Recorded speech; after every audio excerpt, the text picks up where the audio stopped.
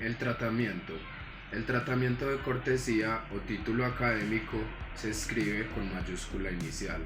Ejemplos: señor, señora, doctor, doctora, licenciado, ingeniero, ingeniera, economista, entre otros. Para muchos cargos se presentan denominaciones femeninas y profesionales. Ejemplos: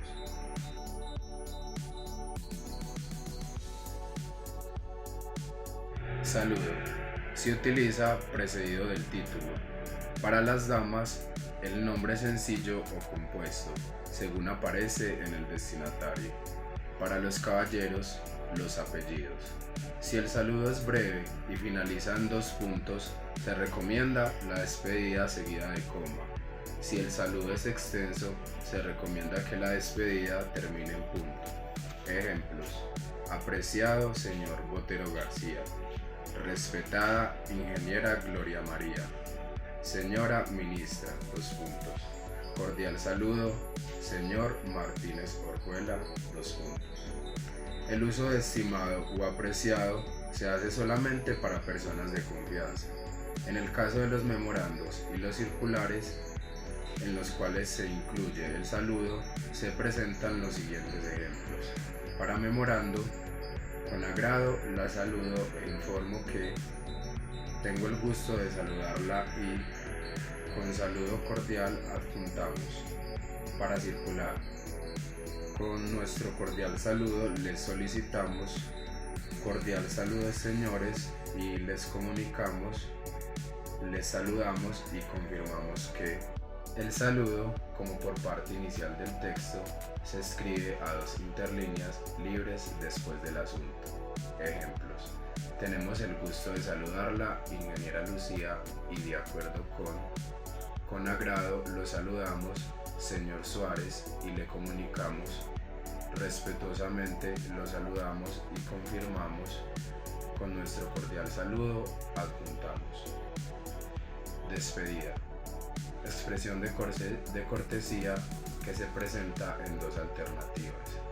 Existen despedidas breves seguidas de coma. Ejemplo: atentamente, cordialmente, sinceramente, respetuosamente.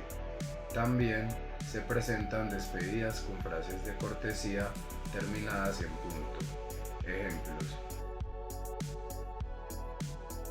Bueno, buenas tardes. En la guía técnica colombiana 185, en la página 81, nos encontramos que en el uso de mayúsculas y minúsculas. Como sabemos, los nombres propios de personas, lugares, organizaciones, nombres de cargos y dependencias se escriben sus nombres con inicial mayúscula. Y en español se escriben con minúsculas los días, los meses, las estaciones, los puntos cardinales, excepto después de un punto y al comienzo de un párrafo. Nos encontramos con la estructura de fecha, hora y números. Como lo sería en los números de 4 cifras que representan años, estos no se separan ni con espacios ni con ningún punto. O cuando dentro de un texto o de un documento vamos a escribir la fecha completa, esas se presentan como en un orden, el cual sería día, mes y año.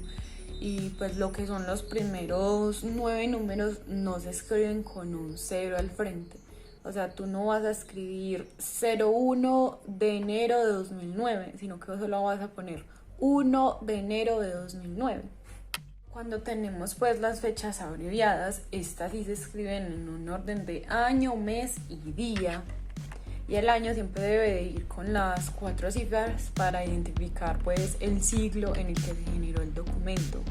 Estas fechas abreviadas solamente se utilizan para indicar como el momento en el que se recibe el documento, o también se usan en formatos contables o financieros. Tenemos las horas. La hora del día está basada en el Sistema Internacional de 24 horas, y después de esa cifra se escribe la palabra horas. Ahora les voy a poner una imagen de las equivalencias horarias. También tenemos el uso de las cantidades, cifras y expresiones numéricas. Cuando en un texto hablamos de cantidades, lo que es del 0 al 9, lo escribimos en letras, y cuando es del 10 en adelante lo escribimos en cifras, o sea, pues como en el número. Por ejemplo, enviamos dos folletos con 9 hojas cada uno. Todo esto va escrito en letras. Estos números forman parte de un rango, un grupo de serie, se escriben en cifras. Por ejemplo, la población que vamos a evaluar comprende dos grupos: niños entre 8 y 12 años y adolescentes entre 13 y 18 años. Todo eso pues, se escribe ya en cifras. Ya por último, cuando sea necesario escribir las cantidades en letras, se tiene pues en cuenta que desde el 16 al 29 se escribe en una sola palabra, y del 31 en adelante se escriben 3 palabras.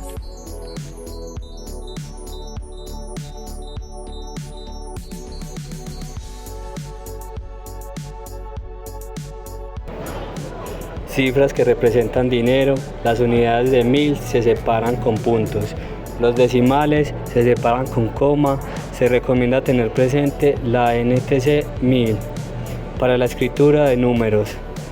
Para más información sobre reglas de números y otras cifras en documentos legales, siempre se deben escribirse los números en letras y en cifras. Se deben expresar primero en números y luego en tareas que se escriben entre paréntesis. Documentos de identificación. Las series de números de los documentos de identificación se escriben separando las cifras en grupos.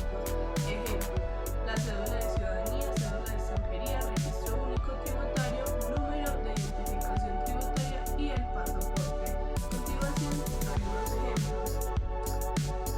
Bueno, para los grados, porcentajes y proporciones siempre se utilizan las cifras, aunque sean menores de 10. Ejemplos para grados: tenemos 5 grados, para porcentaje tenemos 8% y para la escala tenemos 1, 2 puntos, 1000. Unidades de medida. Al escribir un valor numérico con el símbolo de una unidad de medida, estos se separan por un espacio en blanco. Después de un símbolo no debe escribirse signo de puntuación, salvo por regla ortográfica, en cuyo caso se deja un espacio que separa el símbolo del signo de puntuación. Tenemos de ejemplos un metro lineal, un gramo y un centímetro.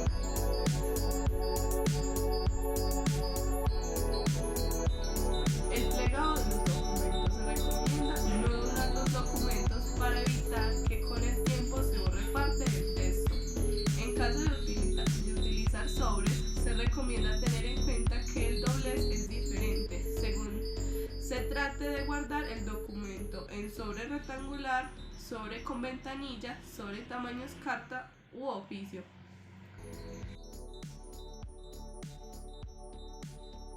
Bueno, para continuar con la explicación, quisiera comentarles que la organización de los documentos es sumamente importante, debido a que la empresa los utiliza para mantener el control de la misma y para consultar referencias o movimientos que en algún momento se realizaron. Aparte de eso, la gestión documental es también muy importante porque permite archivar de manera organizada, como antes mencionado, todos los informes, todos los llamados a la mejora que en alguna empresa se obtuvo, todas las reuniones, los ascensos en los puestos, es decir, cuando una persona pues sube de un cargo, es sumamente importante dejar digitalizado y de manera verbal y escrita todo este tipo de información. Para continuar, quisiera hablarles también de un anexo donde nos dice que es sumamente importante prevalecer los documentos de manera organizada, de una manera concreta, donde nos da unos instructivos que nos permiten incluir elementos electrónicos, elementos como el fax, las tintas, para así poder prevalecer por mucho tiempo la información que queremos. Bueno, también quisiera comentarles que cuando vamos a realizar algún tipo de escrito para la empresa, que es importante, debemos de hacerlo en el mejor papel, con la mejor tinta, ya que estos son los que van a cuidar esa información. La tinta debe de ser estable, una tinta química estable que sea indestructible por la humedad, para que no presente ningún tipo de modificación ni acidez en el papel, ya que esto podría causarnos un problema muy grande hasta de tipo judicial. La firma es muy recomendada que sea con tinta seca, ya que la tinta mojada suele correrse y además no se prevalece y la humedad la puede correr, y esto incluye, como anteriormente mencionado, problemas, porque en algún momento esa persona va a querer esa información, esa persona va a entrar a algún trabajo y nos van a llamar a nosotros para verificar que una información sea veraz, sea confiable, y en ese momento debemos de tener los soportes para poder decir pues lo que conlleva a esto. Manejando otro tema, volvemos al fax, que es un documento, un medio donde se digitaliza los documentos, como antes mencionado, y también este medio agiliza muchas cosas, pero también es de suma cuidado y suma importancia, porque también se puede dañar el papel, y lo que verdaderamente importa es el cuidado del papel, el cuidado de la información que el papel conlleva, el cuidado de la firma que el papel contiene, porque esta nos va a salvar incluso de muchos problemas judiciales y de problemas incluso con la otra persona, porque pues la otra persona sí o sí va a querer la información. Entonces, gracias. Buenas tardes.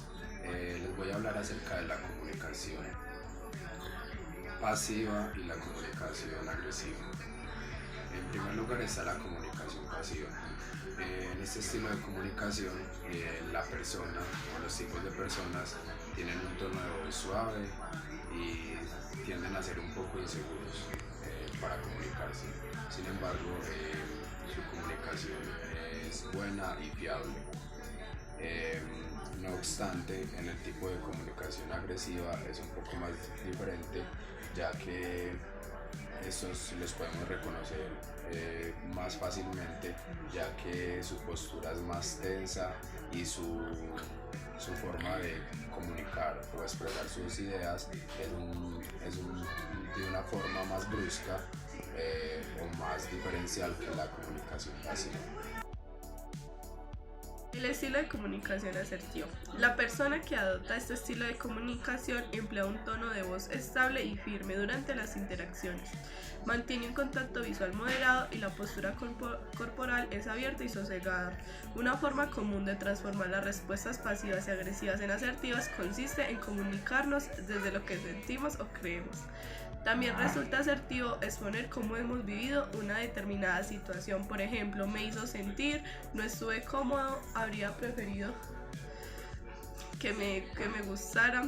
La persona que emplea la forma asertiva permite un espacio en la conversación para que la otra persona se acoja a los monólogos y no interrumpe al interlocutor.